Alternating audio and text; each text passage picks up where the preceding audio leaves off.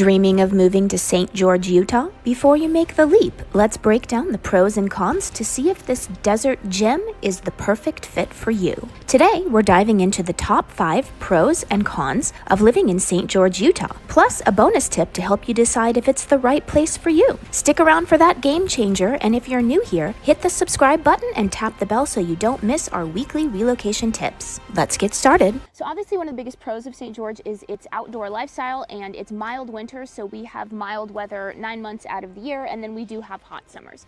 So, you know, your little dog can enjoy weather most of the time. Yeah, so basically we get a lot of people reaching out because they're just tired of the freezing winters where you have snow and all that stuff. We might get like dusting of snow here and there, but basically it's pretty snow-free for the most part. Yeah. And so that what people love about that, they can be outdoors year-round, hiking, running, cycling, just everything. I mean, that's always at your disposal. And even the summer months, which obviously can get pretty hot for sure. I wouldn't say can. It does and gets very. Replace the word can with does. Most certainly. And pretty with very. So it gets very hot in the summer. So what's nice is that you can work around it. It's not like it's perpetual heat first thing in the morning until you go to sleep at night. Because some areas definitely around the country definitely have that issue. Yeah. Here, because it's obviously there's no water to speak of to keep the temperatures elevated that way, it does actually in the mornings, people get a lot of their stuff out of the way. Their pickleball, their running, biking, cycling stuff in the morning, and then it definitely gets hot in midday. And then later on in the evening, it starts to cool off where you can do more outdoor activities. And let us know in the comments down below, where are you coming from? We always love to hear, where everyone's coming from, where they are thinking of moving from to St. George. And since we did stress the weather 9 months out of the year, one of the cons obviously is the intense heat and those the weather. Other 3 months. Yeah, those other 3 months. I mean, I would definitely say, you can start feeling it in May, but I wouldn't say it's like unbearable in May because you still have really nice mornings and evenings. June, it's starting to get really hot. July, horrific. August, typically by the end of August, you're starting to feel in the evenings, you're seeing that it is getting a little bit cooler, but it's still hot. But the thing that's different about here is that because it is so dry, I know people always talk about a dry heat, but it is true. Yes. Like 100 degrees here really doesn't feel that bad. And then because you do have the mornings and the evenings, it's really just like you get used to it, and you almost, I would say, like appreciate the desert nights, I would say. Yeah, we definitely get reach outs actually from a decent amount of people from Florida and from Texas, which obviously has hot summer months themselves. That's a humid summer. Yeah. And it's just suffocating. I wouldn't say it's suffocating. It's searing, yeah. Especially midday with that sun baking down. You're like, wow, I'm like being cooked right now, but it's not that I can't breathe steaminess that's part of that. And again, that steaminess, from talking to people that are looking to make the move here or have made the move here, they just couldn't handle that all day. They had to be indoors.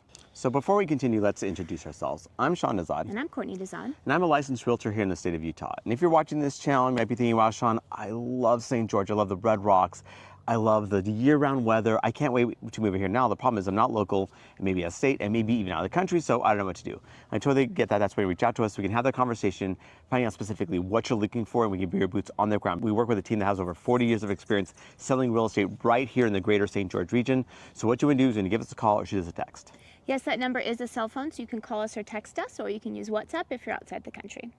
Yeah, I would say July is kind of like the 1 month that's just really bad, but then I would say there's ways to work around everything else. And stay tuned for our little tip at the end that could be make or break for you in terms of your move here. But let's get on to our next pro, which is the cost of living in St. George. Now, while we're not dirt cheap, we're not a dirt cheap place to live, although I really don't know if that exists anymore in the United States. The United States is quite expensive now.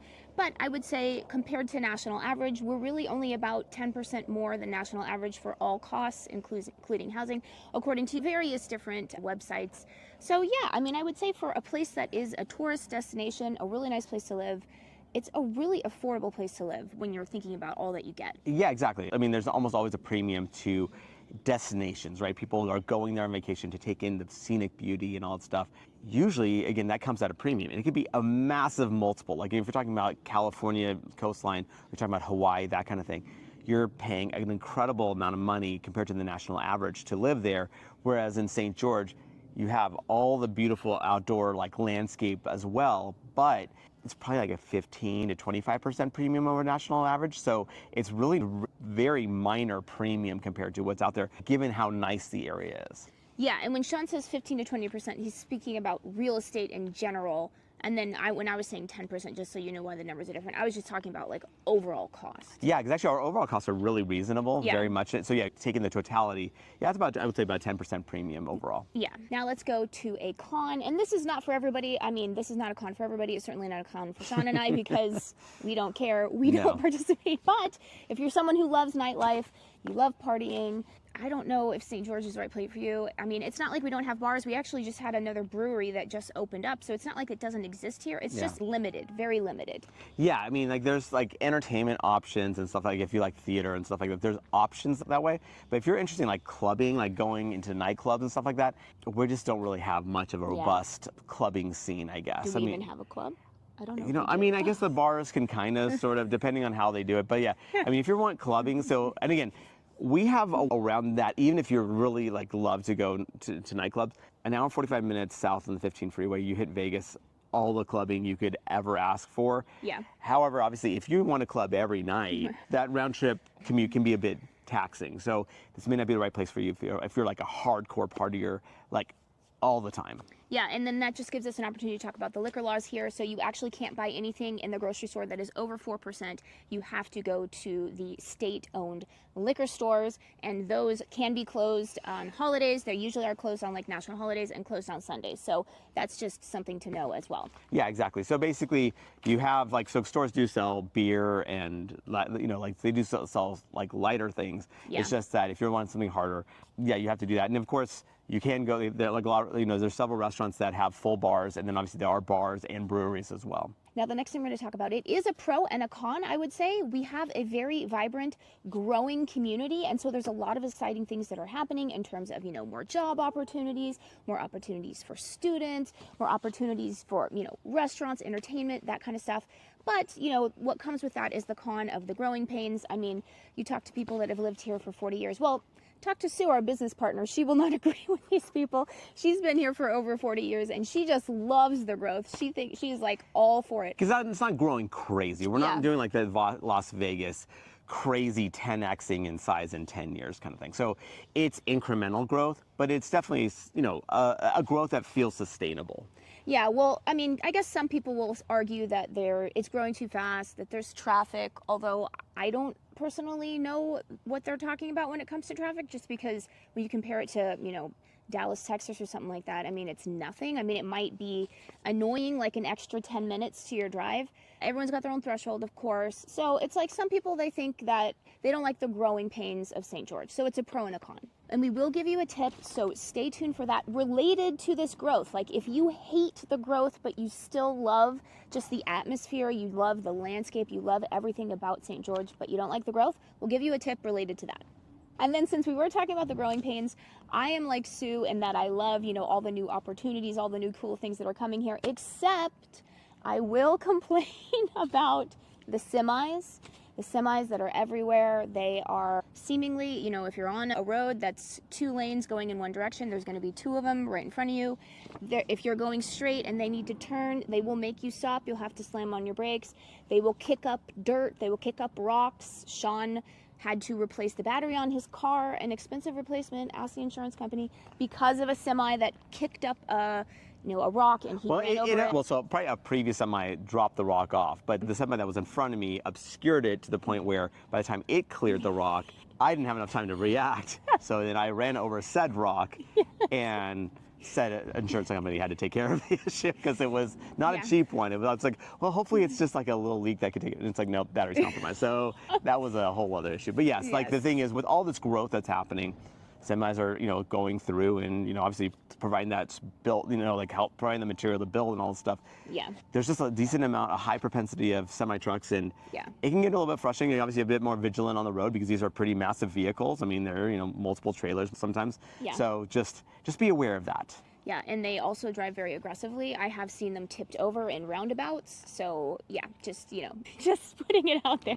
Now let's go to a pro. We kind of hinted at it already, but that is the mild winters in St. George. I mean, I can't tell you how many people I've met that they have left a place. Not only was it cold in the winter, but also just dreary with that slate gray sky for months on end. And they just could not handle, the seasonal depression from that. So yeah. So everyone's a little bit different. Like some people, they don't get that seasonal affective disorder. Some people are very sensitive to it.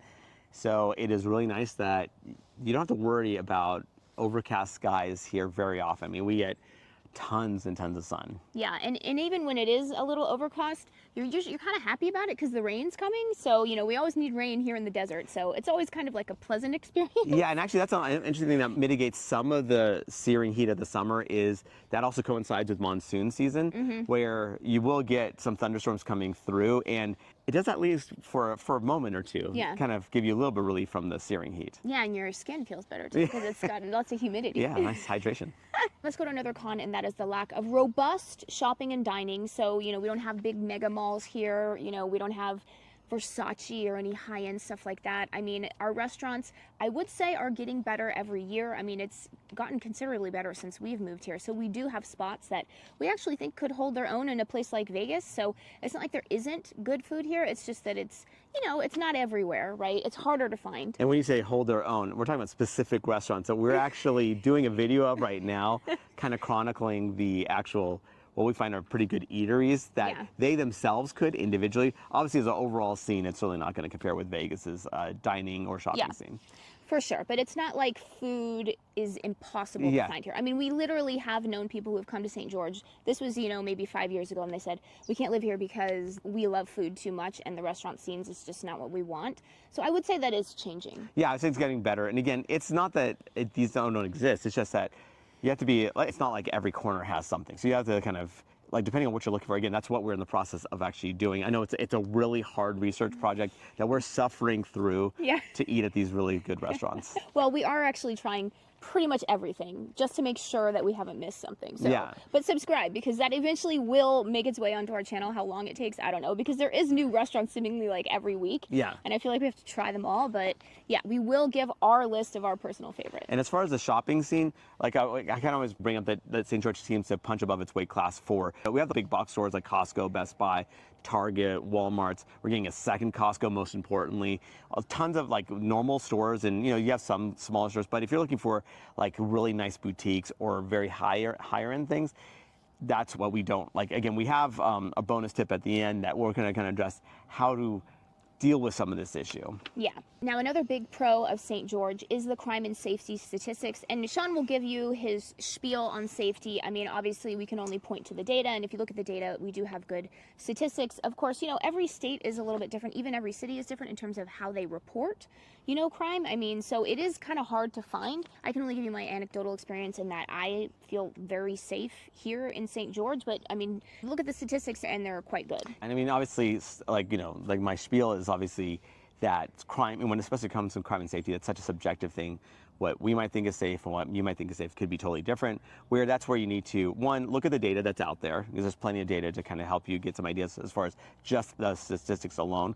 But then on top of that, you want to obviously, when you do come out here, kind of, I would say recommend checking out the neighborhoods in different times of the day and even in the evening, kind of get a feeling, how does this feel for you? Because at the end of the day, this is where you're going to live, this specific location, and not where we're going to live. But having said that, the overall St. George data feels like it's very strong, as far as very good from the crime and safety data. But again, that's something where you would do that research for sure. Yeah. Now let's talk about the 2 bonus tips. Now we were talking about how some people feel like it's too crowded in St. George. Again, that's not us, but I respect everyone's opinion. So some people feel like it's getting too crowded. So there is a way to sort of have your cake and eat it too. With a lot of these small towns that are on the outskirts of St. George, you really do get the feeling of living in a small town, but you're pretty close to the center of St. George. I mean, you think of Toquerville or something like that. It's about 30 minutes from downtown St. George, which includes the hospital and the university there. And you really feel like you're in a completely different place and you're living in a small town. Yeah, it's almost like you're taking a time capsule depending on which city you're going to. So, for instance, if you want to go St. George, maybe circa 2000 or so, Hurricane is right there, right? So it's got a main street, it's got some box shops, but it's obviously not nearly as robust as the St. George, Washington area. And then obviously you go a little bit further outside of Hurricane, then you're going to St. George way back when, where it's like, these towns are 8,000 people or something like that, where it does feel like you're pretty far out there. But again, like let's say from if I'm using Virgin as an example, it's probably about 35 minutes away or so from St. George itself. So it's not like you're that far away, but you feel like a world away from all the hustle and bustle of St. George, if that's which one to call it. For sure. And then our tip related to shopping and dining is that you have some of the best shopping and dining in the entire world, an hour and 45 minutes in Las Vegas. So it's a really easy day trip. It's one that we often make because we're foodies, we love food. So, I'll be on Instagram, I'll see a new restaurant I want to try, and then we'll make a trip down to Las Vegas. Yeah, because it's nice that it can be a day trip or like a one-night layover trip if that's what you want to do. Because honestly, you can get your fill of Vegas pretty quickly. So it's nice that it's actually that close where you don't feel like obligated to go, well, I have to stay for 3 or 4 days to make this commute worth it. Yeah. It's like, okay, well, either that was a day trip or, okay, we'll stay one night in Vegas and have a few different places to eat or shop. But what's nice about Vegas is that it's so close.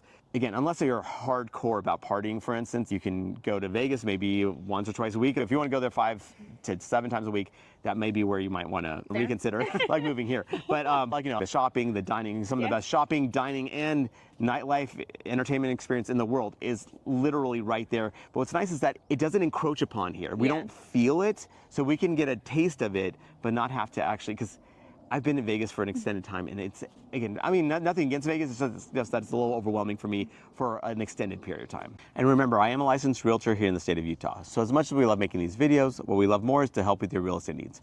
So whether you're looking to buy or sell a home, what you want to do is you need to give us a call or shoot us a text. Yes, that number is a cell phone, so you can call us or text us, or you can use WhatsApp if you're outside the country.